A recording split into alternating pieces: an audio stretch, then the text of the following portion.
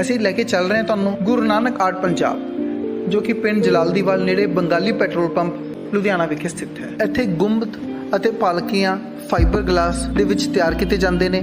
ਇੱਥੇ ਘੋੜੇ, ਸ਼ੇਰ, ਦੇਵੀ ਦੇਵਤੇ, ਸਿੰਘ ਸ਼ਹੀਦ ਆਦਿ ਹਰ ਤਰ੍ਹਾਂ ਦੇ ਬੁੱਤ ਫਾਈਬਰ ਗਲਾਸ ਵਿੱਚ ਤਿਆਰ ਕੀਤੇ ਜਾਂਦੇ ਨੇ। ਗੁਰੂ ਨਾਨਕ ਆਰਟ ਪੰਜਾਬ ਪੂਰੇ ਪੰਜਾਬ ਵਿੱਚ ਹੀ ਨਹੀਂ ਬਲਕਿ ਵਿਦੇਸ਼ ਵਿੱਚ ਵੀ ਬ੍ਰਾਂਡ ਬਣ ਚੁੱਕਾ ਹੈ। ਪੰਜਾਬ ਇੰਡੀਆ ਤੋਂ ਨਹੀਂ ਬਲਕਿ ਫੋਰਨ ਤੋਂ ਵੀ ਗੁਰੂ ਨਾਨਕ ਆਰਟ ਪੰਜਾਬ ਵਿਖੇ ਆਰਡਰ ਆਉਂਦੇ ਨੇ ਅਤੇ ਗੁਰੂ ਨਾਨਕ ਆਰਟ ਪੰਜਾਬ ਵੱਲੋਂ ਬਹੁਤ ਹੀ ਵੱਧ ਚੜ੍ਹ ਕੇ ਆਪਣੇ